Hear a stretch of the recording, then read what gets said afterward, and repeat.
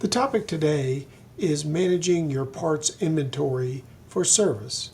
And so in any particular service order, from time to time we want to use a part that's already in inventory and not actually order it online or order it from some third party.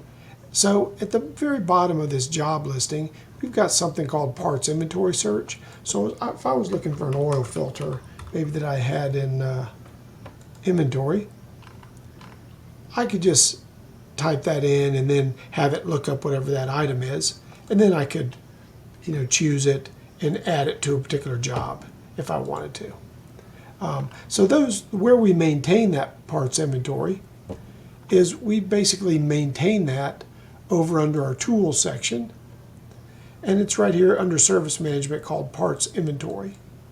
And it's a very simple, straightforward way of managing your parts. First, we have parts categories, and those correspond to these different green tabs up here.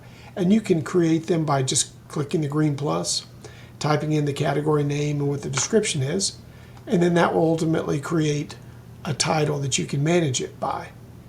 And then under each category, you would have items that are your actual parts. And so there you could click the green plus, add the name of the part, the description, the cost, the quantity you have on hand, and the other information about where they're at, and choose what category they are in. And then they will ultimately be listed there. And so you can also search by them, and then also manage them, edit them, and delete them.